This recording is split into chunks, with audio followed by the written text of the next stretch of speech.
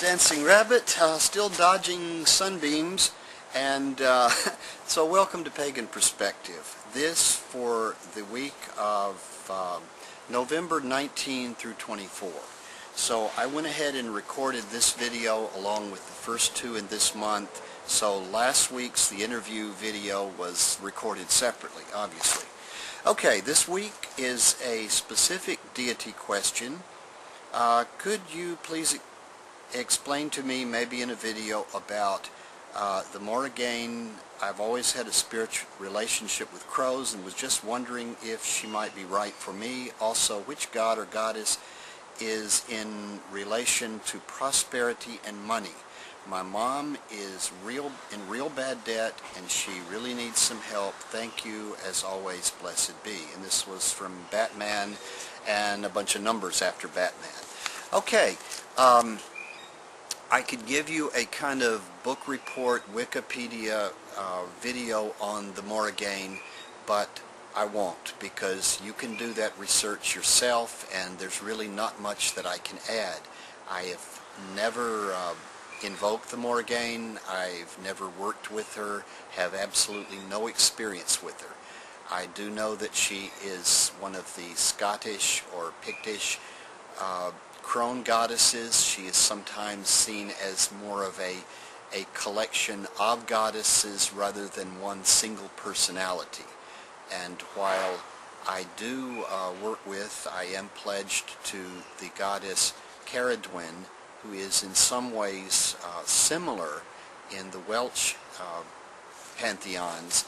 I think that there are enough differences that I can't just tell you about Caradwyn and pretend that I'm telling you about the Morrigan. As far as, is she the one that is right for me? I believe that dedication is something that we do, so you might consider reading more about the Morrigan. You might consider trying to meet her in ritual. I think that the winter, late fall, winter is probably a good season to do that. I mean, as opposed to the middle of the summer or the spring when the flowers are blooming. And see how it works. I believe that initiation is something that the gods do for us, or maybe to us, but it's not something that we can go out and necessarily seek. I realize that there are traditions that have perhaps an initiation into the tradition, and that's really not what I'm talking about. So I would suggest that you spend some time getting to know the Morrigan and meeting her in ritual and see what happens. Either you'll get along splendidly, or it will be kind of like, well, okay, this was interesting, but it really doesn't do anything to me. As far as your mom being in bad debt and needing some help, I realize that there are some pantheons, and I'm thinking more of the Mediterranean, Greek, Roman, and then some of the Hindu gods and goddesses that are related to good luck, to prosperity. For example, Lakshmi typically showers the family with wealth, with coins during Diwali. This is one of the Diwali stories. And that Ganesh is considered a breaker of obstacles, a bringer of good luck and such.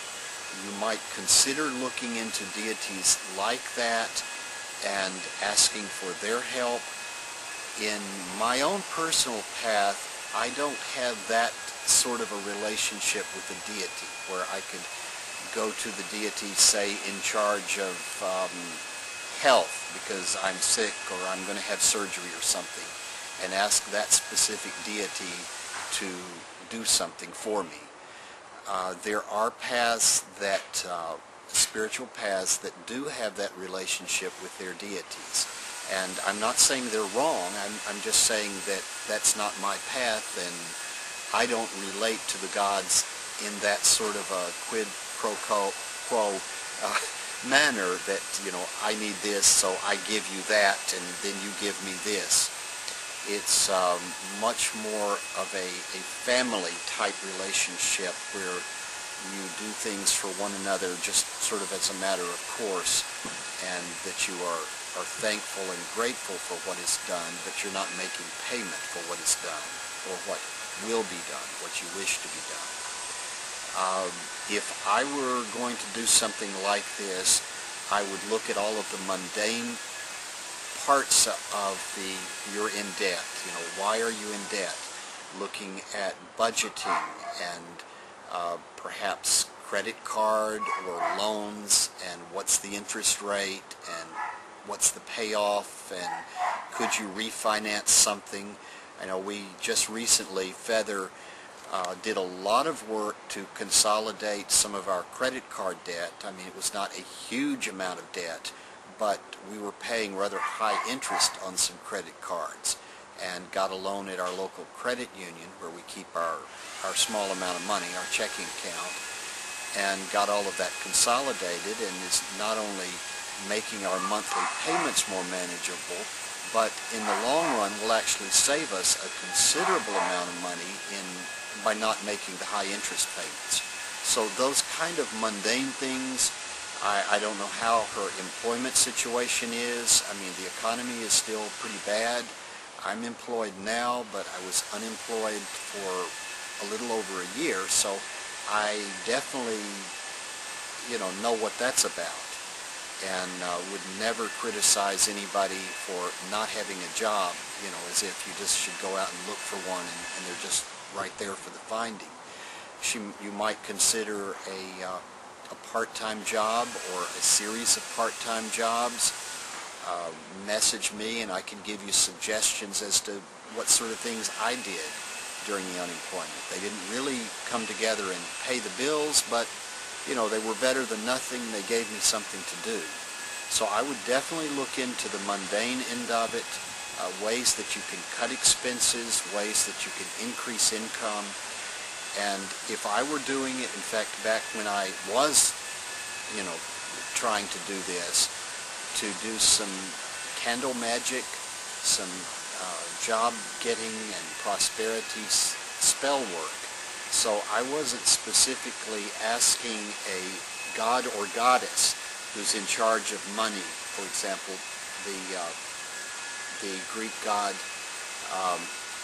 Hades, or his Roman counterpart Pluto, to ask them to bring me some money or help me win the lottery or something. But I was doing spell work, candle magic, cord magic, with the goal of finding a job, finding yet another part-time job to fill in bringing money here. I think that another thing that's important is really your attitude toward money. Now, I don't subscribe, personally, I don't subscribe to the New Age stuff like in the book The Secret, where you can have this good attitude and positive attitude and speak positive affirmations, and this will cause things to happen in the physical world, like money will come to you. So if you're worrying about money, it's sending money away. I don't think that it works like that. It doesn't work like that for me. But you might, now I've kind of lost my train of thought. You might look into your attitude toward money. That an awful lot of, particularly the pagans of my generation and the one immediately before it, that kind of coming out of the 60s counterculture, the hippie movement, that money was a bad thing and working at a regular job was, kind of not all that spiritual. Kind of poverty is spiritual. Well, poverty's poverty, and wealth is wealth, and there's not anything necessarily spiritual or unspiritual about either of them.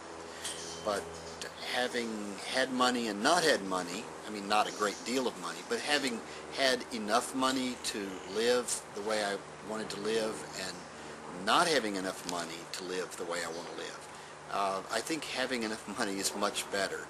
So You know, the very best of luck with your mom and the financial situation. Here comes another sunbeam. The earth keeps turning, the sun keeps moving. Very best of luck with that. And the same thing for your spiritual quest. I'd say just, check out the Morrigan, and you two will either click. This will be a way that is useful for you to relate to the sacred, or it won't.